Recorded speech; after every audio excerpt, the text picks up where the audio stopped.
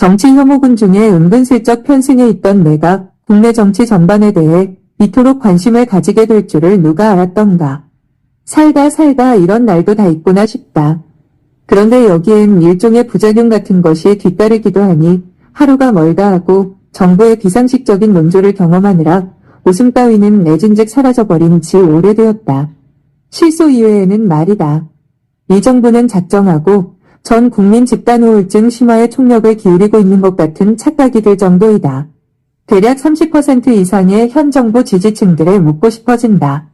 당신의 총 자산이 최소 10억은 되면서 따지지 마. 지지를 하는 거냐고.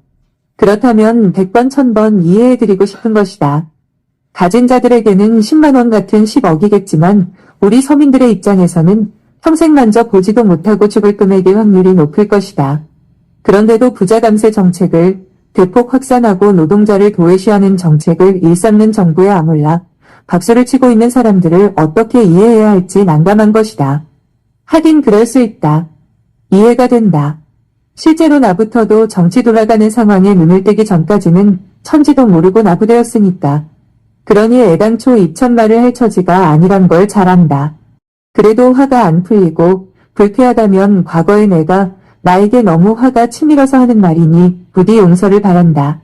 어린 시절 나는 내 가정의 실체가 몹시도 부끄러워 혹시라도 내게 남자친구가 생기게 되면 내 가족들을 어떻게 소개해야 할까를 늘 고민해야 했었다.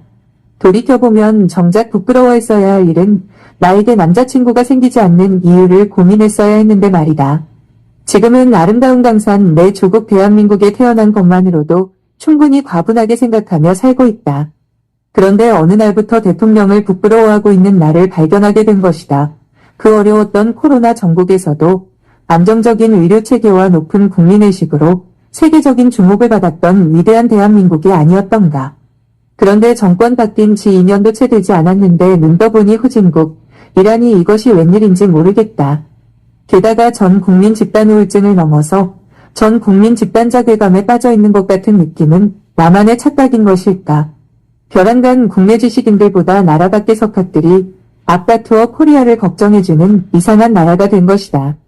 심지어 뉴욕타임즈에서는 현 정권의 무도한 방송장악 시도와 언론 탄압이 7년에서 80년대 군부독재 시대를 방불케 한다며 대한민국 민주주의의 후퇴에 관해서 대서특필을 하고 있단다. 참말로 부끄럽고 분하고 원통한 일이다. 선열들의 피와 희생으로 이룬 민주주의인데 하루아침에 난데없는 도돌이표를 만나다니 이 일을 어찌할 것인지. 지각 있는 많은 사람들은 나라 꼴 이렇게 가다가는 망하게 생겼다며 여기저기 원성의 소리가 높아지고 있는데 말이다. 정치인들이야 국회 활동을 통하여 독재 정권과 입법권으로 다투어 본다지만 우리 같은 소시민들은 손만 끓이며 화병을 앓고 있는 것이다. 한적한 시골 마을에서 수면 위로 뭉게뭉게 피어나는 물안개를 노래하고 봄이면 개울 옆 뽀송뽀송한 버드잎을 노래하며 밝은 얼굴 맑은 눈빛으로 살아가고 싶었건만 어찌하여 이토록 난삽한 정치판에 눈을 돌려 혈압을 올리게 되었는지 모르겠다. 살아있는 권력을 수사한다며 공정과 상식을 빌미로 인기를 얻어 최고 지도자 자리에 오른 사람, 뻔뻔하고 파렴치한 거짓말에 속아 이직을 할 수밖에 없었던 사람들, 그리고 투표를 하지 않은 정치 무관심자와 정치 혐오자들은 각성하고 또 각성해야 할 일이다. 나라 꼴이 대략 이렇게 심각하게 돌아가니 이직을 했던 사람들조차도 광화문으로 대검찰청으로 몰려드는 건 너무나 당연하지 않을까 싶은 것이다. 매주마다 진행되는 촛불행동이 결국에는 탄핵 촛불로 심화 확산될 조짐에 있는 것 같다. 지지난 여름부터 절절 끓는 아스팔트 위에서 정권 퇴진을 외치는 민주계 시민들과 함께하지 못함이 늘 죄스럽다. 생거진천 벽지 소시민으로서 내가 할 수 있는 일이 뭔가를 생각해 보았다. 운영하고 있는 카페 공간이나마 진보성향 작가들의 서적 위주로 진열해두어 단일해서 이 초간만이라도 국내 정치에 관한 생각을 환기하도록 말이다. 10수년 이상 먼지털이식 수사를 받으며 고행을 이어오고 있는 이재명 당대표의 활짝 웃는 사진을 카페 구석구석에 비치해 둠으로써 여러 가지 생각을 멈추어 가게도 최선을 다하고는 있다. 또한 돈벌이에 급급하여 극우적 혐오 발언을 일삼는 유튜버들을 위해 정치문외한 노인들이나 젊은이들의 뇌가 지배당하지 못하게 하는 데 일조가 될까 해서 각종 SNS를 통해 온라인 동지들과 함께 검찰 독재 저항 운동을 하고 있는 중이다.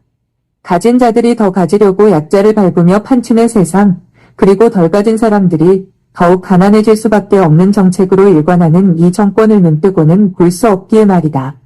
강추위도 아랑곳 않고 촛불행동의 열심인 충북지역 동지들을 위해 무엇을 해야 할 것인가를 고민해보는 겨울이 될 것 같다. 중요한 것은 꺾이지 않는 마음이라 했던가.